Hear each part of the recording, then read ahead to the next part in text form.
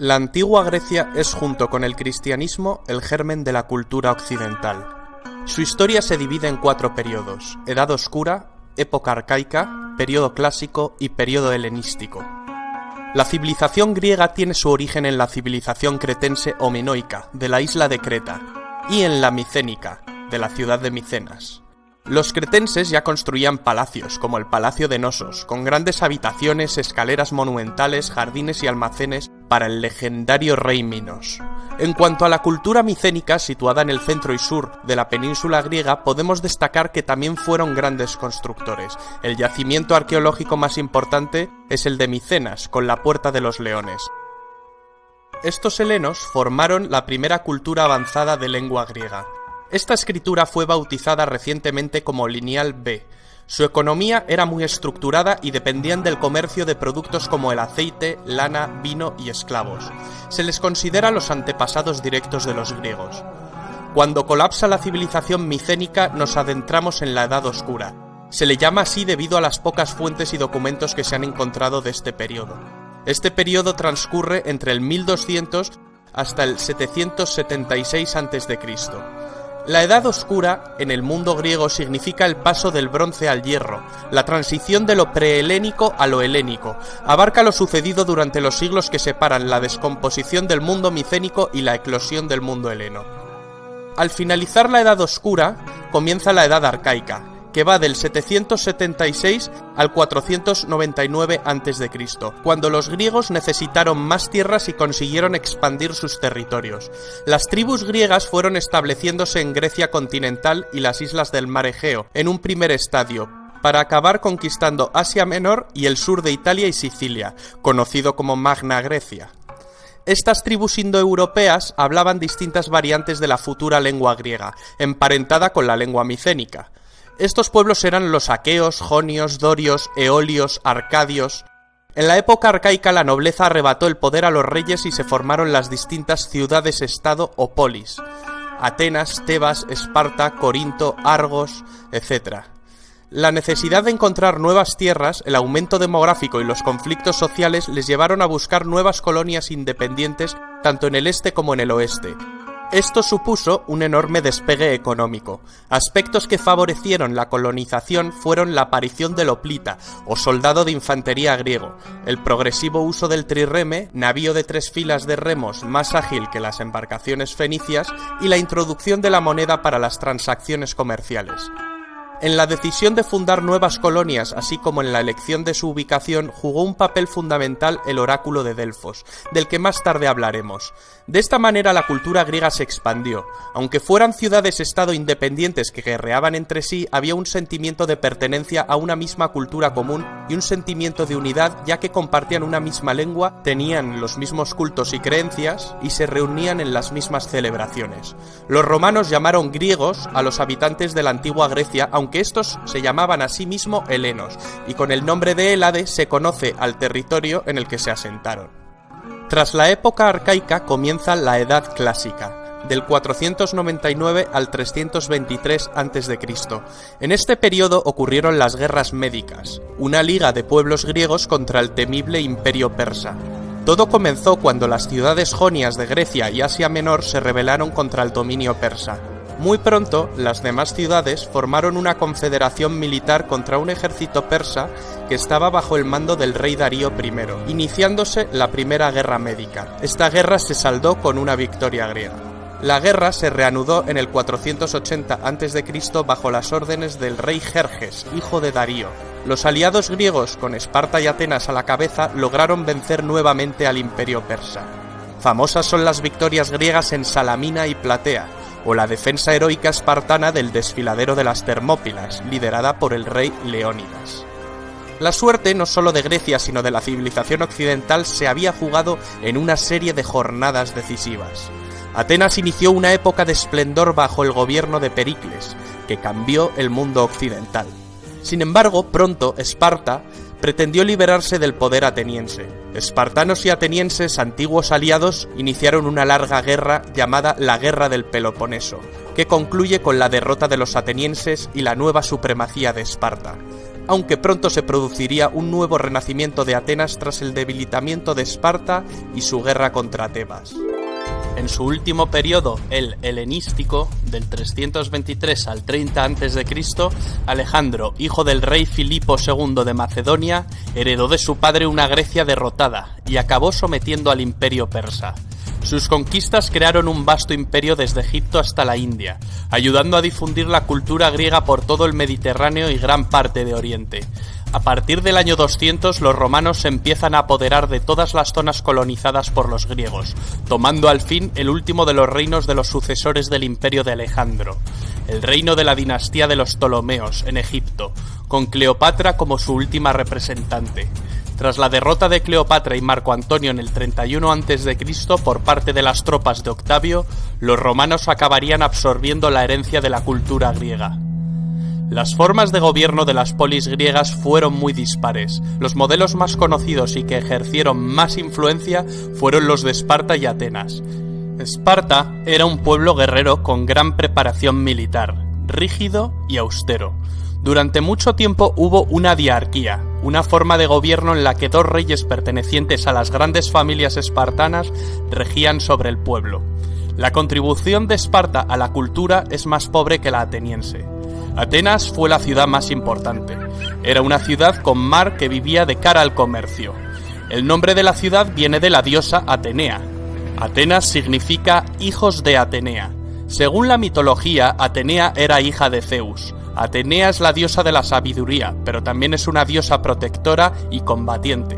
Se la suele representar con una lechuza. En Atenas nació el sistema político que hoy conocemos como democracia, el gobierno del pueblo, la forma más perfecta de gobierno, si bien este sistema difiere en muchos aspectos del que conocemos actualmente. Fue Pericles quien sentó las bases de este gobierno democrático, pero en siglos anteriores la obra de legisladores como Solón y de tiranos como Pisístrato y Clístenes hizo posible que los ciudadanos atenienses participaran en las tareas políticas. Las ciudades griegas estaban dominadas por una acrópolis, un pequeño recinto sagrado en lo alto de una colina. La Acrópolis de Atenas albergaba el tesoro de la ciudad y diversos templos para ritos religiosos y altares para ofrendas. La diosa Atenea era la patrona y protectora de la ciudad. Era honrada en el Partenón. El Partenón de Atenas fue mandado reconstruir por Pericles, pues los persas arrasaron con la antigua Acrópolis en la Segunda Guerra Médica. Fue realizado como agradecimiento de la ciudad a los dioses por su victoria definitiva. Los arquitectos fueron Ictinos y Calícrates, que estuvieron a las órdenes del gran arquitecto y escultor ateniense Fidias, autor de la decoración escultórica y de la gran estatua crisoelefantina de la diosa Atenea Partenos, que cada año era agasajada con ofrendas. Un ejemplo es la procesión panatenaica. Esta procesión atravesaba la ciudad. Comenzaba en el Ágora y ascendía hasta la Acrópolis durante el Festival de las Panateneas, en el que se ofrecía un vestido llamado peplo a Atenea. El Ágora de Atenas era el centro de la actividad política, administrativa, comercial y social. Aparte de las Acrópolis, había otro tipo de recintos sagrados. Estos eran los santuarios. Un santuario era un recinto panhelénico, por lo tanto su financiación, a diferencia de las Acrópolis, dependía de todo el mundo griego. El santuario de Delfos era el más importante del mundo. Estaba dedicado al dios Apolo. En él se hallaba el oráculo. El oráculo de Apolo en Delfos se convirtió en toda una institución en Grecia. Cuando se consultaba, una sacerdotisa llamada Pitonisa entraba en trance y pronunciaba palabras inconexas que un sacerdote daba después coherencia en forma de proverbios. El que buscaba consejo extraía de él una predicción, que se podía interpretar de muchas maneras. El oráculo nunca fallaba, lo que podía fallar era la predicción. Peregrinos de toda Grecia, incluso extranjeros, se acercaban a Delfos a consultar el oráculo, que jugó un papel muy importante en la fundación de nuevas colonias o en asuntos de guerra. Otro santuario muy famoso es el santuario situado en Olimpia. Estaba dedicado al dios Zeus. En este santuario se celebraban cada olimpiada, es decir, cada 4 años, los Juegos Olímpicos. Los Juegos Olímpicos servían no solo para honrar a los dioses, sino para acercar a los diferentes pueblos helénicos. Durante la celebración de la competición se promulgaba una tregua, para permitir a los atletas viajar en condiciones de seguridad desde sus polis hasta Olimpia. Los Juegos Olímpicos de la antigua Grecia fueron bastante diferentes de los modernos. Había menos eventos y solo los hombres libres que hablaban griego podían competir. Los griegos competían en las modalidades de carrera, lucha, lanzamiento de disco, jabalina, salto, carreras de caballos y otras pruebas. El premio era una corona de olivo y el reconocimiento en su ciudad de origen. Con frecuencia los poetas les convertían en celebridades y vivían el resto de sus vidas a costa del erario. Los primeros Juegos Olímpicos se cree que se celebraron en el 776 a.C., fecha que marca el inicio de la época arcaica. Ya han ido apareciendo algunos de los dioses griegos. Los griegos creían en un panteón de 12 dioses que según la mitología vivían en el monte Olimpo. Todo comenzó cuando Urano cometió incesto con su madre Gea, la madre tierra. De este incesto surgieron primero los cíclopes y después los titanes. De los titanes surgen los dioses. Para entender las intrincadas relaciones entre titanes, dioses, hombres, semidioses, etc., os aconsejamos ver el vídeo de mitología griega y romana publicado en este canal. Al final del vídeo encontraréis el enlace. Estas leyendas y mitos son la base fundacional de la cultura griega. Las aventuras de los dioses se narran, entre otras fuentes, en la Teogonía de Hesíodo y en las epopeyas del poeta Homero, la Ilíada y la Odisea. La Ilíada relata la destrucción de Troya. Una confederación de aqueos entre los que se encuentran Ulises y Aquiles parten camino de Troya, pues el príncipe troyano Paris había secuestrado a la bella Helena de Esparta. Durante 10 años los griegos sitiaron la ciudad. Héctor de Troya, hermano de Paris, desencadena la cólera de Aquiles tras matar a su querido amigo Patroclo. Aquiles acaba dando muerte a Héctor. La suerte de la batalla cambió cuando Ulises urde un plan muy eficaz: construir un gran caballo de madera escondiendo a sus mejores guerreros en su interior. Los troyanos, al creer que se trata de una ofrenda, introducen el caballo dentro de sus murallas. Gran error. Finalmente Troya cae. En la Odisea, Ulises, también conocido como Odiseo, tras batallar en la guerra de Troya, regresa a Ítaca, su casa. En la Odisea se narra un duro camino de vuelta lleno de peligrosas aventuras. La fecha de composición de la Ilíada y la Odisea es controvertida. La opinión mayoritaria la sitúa en la segunda mitad del siglo VIII a.C. Hay incluso quien discute su autoría. Incluso se pensó que Troya nunca existió hasta su descubrimiento en el siglo XIX por Heinrich Schliemann. Los sucesos acaecidos en Troya, sin embargo, se remontan mucho antes que Homero. Se remontan al principio de la Edad Oscura. Parece pues que los poemas homéricos son el producto de una tradición oral, transmitida a través de generaciones. Con la legendaria Troya comienza pues la historia de Grecia. Los griegos también produjeron grandes obras de teatro, donde se construía todo un mundo artificial para representar la vida humana. Esquilo, Sófocles, Eurípides crearon grandes tragedias. Estos autores son de la época clásica, la época de la antigua Grecia más esplendorosa. Se representaban en el teatro. El teatro griego se originó en un espacio circular al aire libre llamado orquesta, en el que se ejecutaban una gran variedad de actividades, desde espectáculos artísticos, danzas, recitados y piezas musicales, hasta eventos cívicos y religiosos. Los teatros griegos se apoyaban en una pendiente para construir el graderío. A los antiguos griegos también se les considera los precursores del pensamiento occidental actual, un modo de pensar que utilizaba razones y argumentos y que valoraba la lógica y la razón como la más valiosa posesión. Para entender la filosofía griega hay que conocer la filosofía de tres figuras que han determinado el pensamiento occidental hasta nuestros días: Sócrates, Platón y Aristóteles. Sócrates vivió toda la época de Pericles. A los discípulos anteriores a él se les denomina presocráticos, como el matemático Pitágoras. El discípulo de Sócrates fue Platón, y el discípulo de Platón fue Aristóteles. Aristóteles asistió al ascenso de Macedonia y fue el preceptor de Alejandro Magno. La armonía de las proporciones y la representación de la figura humana fueron los elementos centrales en el arte helénico. Para estudiar el arte griego es importante distinguir entre época arcaica, clásica y helenística.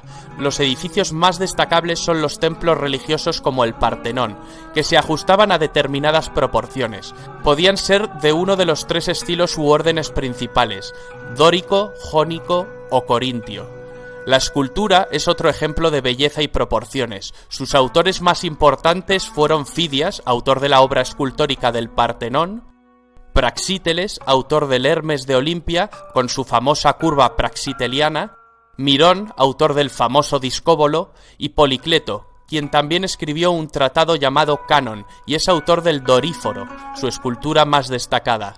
Aunque en el arte griego no hay muchas muestras de pintura, sí hay muestras de cerámica, donde se reflejaban las epopeyas literarias y su vida cotidiana.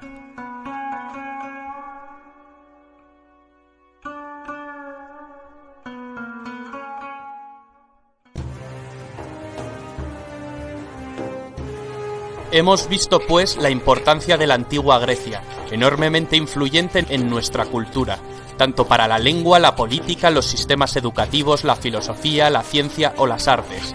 También la cultura griega y por extensión la romana tuvo un importante auge en periodos como el renacentista o el neoclásico.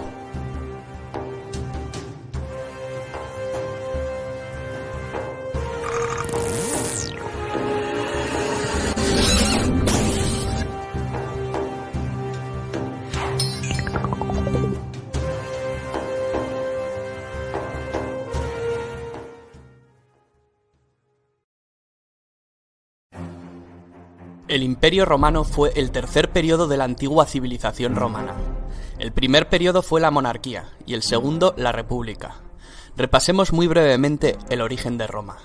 Según la tradición romana, el origen de Roma se remonta a los hermanos gemelos Rómulo y Remo, que de bebés fueron amamantados por la loba Capitolina. Más tarde, Rómulo mató a Remo y fundaría la ciudad de Roma sobre el monte Palatino, convirtiéndose en su primer rey. La forma política de Roma será la monarquía hasta que fue expulsado el último rey, Tarquinio el Soberbio. Después de la expulsión del monarca se creó un senado permanente que decidió abolir la monarquía, convirtiendo a Roma en una república. Durante la etapa republicana, su principal competidora fue la ciudad púnica de Cartago. Las guerras púnicas llevaron a Roma a salir de sus fronteras naturales, en la península itálica, y a adquirir poco a poco nuevos dominios que debía administrar, como Sicilia, Cerdeña, Córcega, Hispania y Liria. Fue en ese momento, al comienzo mismo de la República, cuando las conocidas siglas SPQR, Senatus Populus Quae Romanus, algo así como el Senado y el pueblo romano, se convirtieron en el símbolo de Roma. Roma se hizo con el control de la cuenca mediterránea. Los dominios se hicieron tan extensos que pronto fueron difícilmente gobernables por un senado incapaz de moverse de la capital ni de tomar decisiones con rapidez. Así fue como surgieron personajes ambiciosos como el general Julio César, quien no solo amplió los dominios de Roma conquistando la Galia, sino que desafió la autoridad del Senado romano y reveló la importancia que tenía poseer la autoridad sobre las tropas para obtener rédito político. Tras la guerra civil que lo enfrentó a Pompeyo y al Senado, César se había erigido en mandatario absoluto de Roma y se había hecho nombrar Dictator Perpetuus.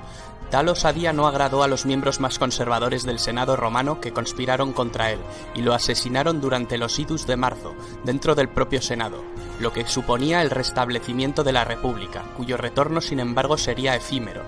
El precedente no pasó desapercibido para el joven hijo adoptivo de César, Octavio, quien se convirtió años más tarde en el primer emperador de Roma, tras derrotar en el campo de batalla primero a los asesinos de César y más tarde a su antiguo aliado, Marco Antonio, unido a la reina Cleopatra de Egipto, en una ambiciosa alianza para conquistar Roma. A su regreso a Roma, el poder de Octavio fue enorme, tanto como lo fue la influencia sobre sus legiones. En el año 27 a.C. se estableció una ficción de normalidad política en Roma, otorgando a Augusto por parte del Senado el título de Imperator Caesar Augustus. El título de emperador, que significa vencedor en la batalla, lo convertía en comandante de todos los ejércitos. Formalmente nunca aceptó el poder absoluto, aunque de hecho lo ejerció. Aseguró su poder manteniendo un frágil equilibrio entre la apariencia republicana y la realidad de una monarquía dinástica. Los primeros emperadores desde Augusto hasta la muerte de Nerón, es decir, entre el 27 a.C. y el 68 después de Cristo, formaron la dinastía Julio-Claudia. El reinado de Nerón se asocia comúnmente a la tiranía y a la extravagancia. Se lo recuerda por una serie de ejecuciones sistemáticas, incluyendo la de su propia madre y sobre todo por la creencia generalizada de que mientras Roma ardía en un gran incendio, él lo contemplaba desde la distancia tocando la lira. Tras el periodo del 68 al 69, el año de los 4 emperadores, dio paso a la dinastía Flavia. A los Flavios le sucedieron la dinastía de los Antoninos, que trajeron la época dorada. En esta época, a lo largo del siglo II, el imperio alcanza su máximo esplendor. Destacar la figura del emperador Trajano, nacido en Hispania. Fue el primer emperador romano nacido en una provincia de Roma. Fue un gobernante eficaz y querido por su pueblo. Bajo su reinado el imperio alcanzó su máxima expansión. El último de los llamados 5 buenos emperadores de la dinastía antonina fue Marco Aurelio, al que le sucedió su hijo natural Cómodo, con el que reaparecerían muchos de los problemas previamente presentes en cuanto a sucesiones e inestabilidad. Tras el asesinato de Cómodo por su guardia pretoriana, el imperio se sumió en una época de confrontación civil, tras la que asumió el trono Septimio Severo, quien instauró la dinastía Severa, que termina con Alejandro Severo. Después entramos en lo que se conoce con la crisis del siglo III, un periodo de 50 años de duración. Es un periodo de profunda crisis, durante el cual se producen fuertes presiones de los pueblos exteriores y una fuerte crisis política, económica y social en el interior del imperio. Tras una fase de anarquía militar en el que la seguridad y la unidad del imperio se habían visto gravemente comprometidas, diferentes emperadores de origen ilírico y danubiano lograron reunificar el imperio y sentar las bases para restablecer la situación. Esta crisis se estabiliza con el ascenso de Diocleciano, que llevó a cabo un importante programa de reformas. El emperador Diocleciano comprendió que el imperio era demasiado vasto para gobernarlo en circunstancias tan graves, y decidió trocearlo. Esta época es conocida como la tetrarquía, o gobierno de 4. Implicaba que el gobierno del imperio se repartía geográficamente entre 4 gobernantes. Este sistema fue útil mientras estuvo al mando, pero colapsó en el momento en que éste abdicó. La gran persecución de Diocleciano fue la última y quizá la más sangrienta persecución de cristianos en el Imperio Romano. El sistema de la tetrarquía desembocó en una lucha entre gobernantes en la que solo podía quedar un emperador. Este fue Constantino el Grande, legalizador de la religión cristiana por medio del Edicto de Milán en el año 313. Convocó el primer concilio ecuménico universal en Nicea, en el año 325. En este concilio se unifican los dogmas y se sientan las bases del credo oficial. Se considera que esto fue esencial para la expansión de esta religión. Constantino fue el primer emperador cristiano. En esta etapa se produce el traslado de la capitalidad del imperio a la antigua ciudad de Bizancio, reconstruida y ampliada por decisión del emperador que pasó a denominarse Constantinopla. El imperio poco a poco fue entrando en declive. El emperador Teodosio I hizo de la religión católica la religión oficial del imperio. Tras su muerte, en el año 395, llega por fin la división administrativa del Imperio Romano en 2 mitades repartidas entre sus 2 hijos.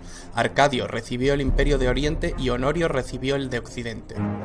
El Imperio Romano de Occidente, terriblemente desgastado tras las incansables incursiones bárbaras y el malestar social por la mala gestión de las tierras, desapareció en el año 476, fecha en la que se inicia la Edad Media.